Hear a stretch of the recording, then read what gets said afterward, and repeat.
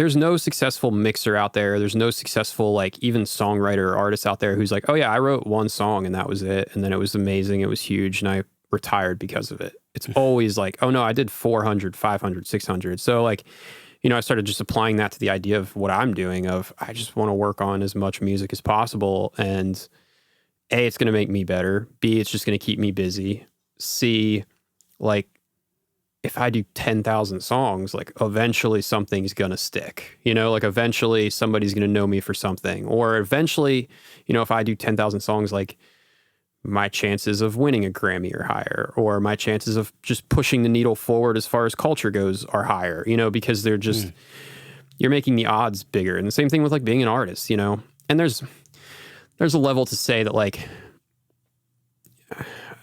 there has to be quality in that. Like, you can't just, but quality comes with quantity, I think, to some extent, if you're really caring and putting like as much energy as you can into it. So it is a balance, but same thing with just being an artist. Like, you can't just put out one song and then be upset when it doesn't do anything. Like, you kind of have to. I know. I see that so much with artists of like, they struggle they work their asses off to get out that first single, and then they look way too deeply into what other people think about it. Yeah. Or they're just so perfectionistic about even just letting that first song go. And I was talking to an artist that came to me for mixing help, and like, she needs a bit more than that. She needs like, drum editing, and I don't even know if this is gonna work out, but like, I basically told her, I was like, listen, like, I know this song is really important to you, but you have to understand that this is not the only song. Like, this can't be the only song. Like, it's almost more important that you let the song go than you perfect this song, because until you put out this song, you're not going to get to the next song. And like, I'm like, unfortunately, this is not going to be your hit. Like, you need to put out a bunch more songs. Like, this is the first step. People come to me all the time and ask for like, mix tips, or like they'll send me a song and be like, what do you think of the mix? And I'll, usually just give them notes or tell them thoughts or whatever it may be.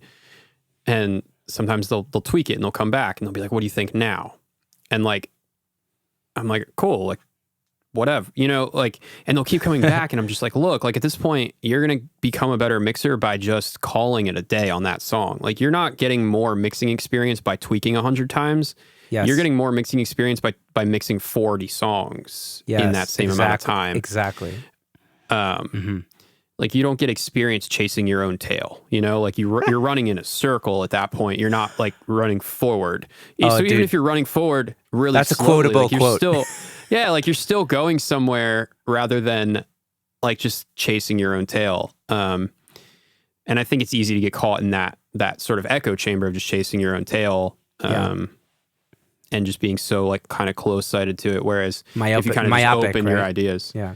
Yeah. Like, if you just open your eyes to, more opportunities, I think that's where you kind of actually gain experience, like, even beyond mixing, there's other things that I've done throughout my career. There's other things I still do. Like, I just recently took a random job, like recording audiobooks, where I just sit in the studio and the talent's in there reading a book, and I follow the script and punch, record, and take notes. And like, that makes me a better mix engineer. Like, it has nothing to do with mixing even a little bit. I'm literally hitting record, reading an audiobook script and doing that. But it makes me a better mixer because I'm more attentive. Like, it's gotten me more familiar with working out of different studios. Like, it's gotten me more familiar with working with talent. Like, so like, you just need more experience in all aspects, and everything affects everything. So it's totally that, and I used to do a lot more like sound for picture, TV, radio work.